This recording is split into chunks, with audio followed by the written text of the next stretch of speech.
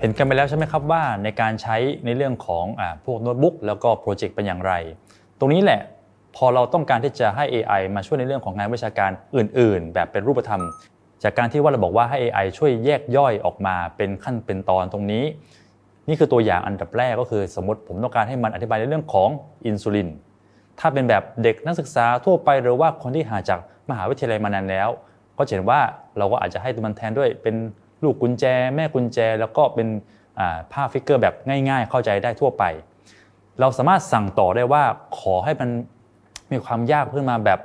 กลางๆนิดนึงจะเห็นว่ามันจะเริ่มมีตัวอักษรแล้วว่าตัวในเรื่องของฟิกเกอร์ต่างๆที่มันเริ่ม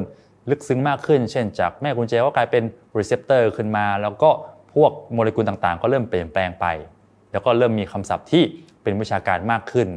แล้วก็เป็นระดับที่สูงขึ้นสำหรับนักวิจัยแล้วก็อื่นๆนี่แหละก็คือการที่เราใช้ AI แล้วก็เป็นพวกโน้ตบุ๊ก LM อันนี้ผมทำจากโน้ตบุ๊ก LM มันก็เลยทำให้มันทำง่ายหน่อยซึ่งก็ไปดูกันต่อในหัวข้อถัดไปนั่นก็คือว่าการใช้ AI ในการเตรียมเอกสารรายงานแล้วก็การสื่อสารทางวิชาชีพนี่เอง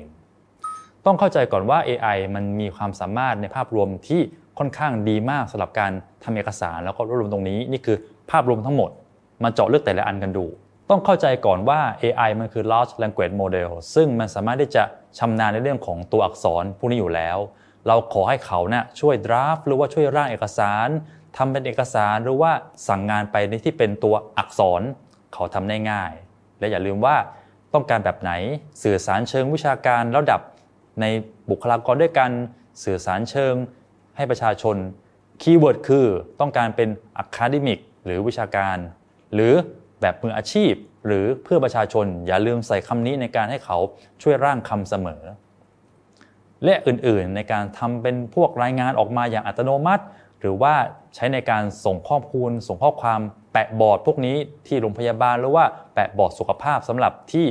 อนามัยอื่นๆก็ทำได้ง่ายซึ่งตรงนี้เดี๋ยวเราจะมาดูกันในเรื่องของการใช้โน้ตบุ๊ก LM หรืออื่นๆที่เราต้องการให้สำหรับผู้ป่วยหรือ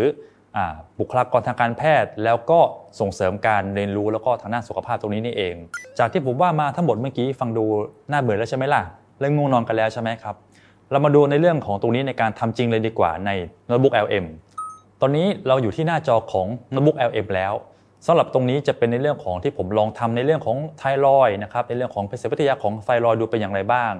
จะเห็นว่าตรงนี้ผมมี resource เรียบร้อยอยู่ทางซ้ายมือแล้วก็มีเนื้อหาตรงกลางฟังก์ชันที่ผมจะแนะนำในหัวข้ออันนี้ก็คือสิ่งที่เรียกว่า report ซึ่งอยู่ตรงนี้ครับ report กดเข้าไปชื่อตามเรื่องเลยครับก็คือการทำรายงานพอกดเข้าไปแล้วมันทำอะไรเราบ้างมันจะมี report หลายแบบที่มีเทมเพลตไว้ให้แล้วเช่นต้องการแบบเป็นเอกสารสรุปต้องการเป็นเอกสารสำหรับการเรียนหรือว่าคุณเป็นบล็อกเกอร์ของตัวโรงพยาบาลหรือว่าคุณต้องเป็น content creator เขามีตัวเทมเพลตตรงนี้ไว้ให้มีอะไรอีกอาจจะเป็นในเชิงของการสรุปเนื้อหาทางคลินิกหรืออื่นๆตรงนี้คุณลองทำได้เลยครับหรือคุณบอกว่าคุณไม่ชอบอะไรเลยล่ะคุณขอทำเองได้ไหมทำได้คุณก็กดเข้าไปแล้วก็ตัวนี้มันก็คืออะไรล่ะต้องการให้เป็นภาษาอะไรคุณเลือกเลยสมมติผมต้องการภาษาไทยนะครับภาษาไทยอยู่ข้างล่างหน่อยลงมานิดนึงก็จะเป็นภาษาไทยเรากดเข้าไปคุณต้องการอะไรเขาก็จะมีตัวอย่างบอกว่า create formal competitive review ตรงนี้นี่แหละครับที่เราต้องใช้สิ่งที่เรียกว่า prompt engineering ของเราเข้ามาแล้วเราก็ใส่เข้าไปเลยว่าพิมพ์ภาษาไทยเลยนะขอเนื้อหาสรุปสำหรับการพยาบาลผู้ป่วย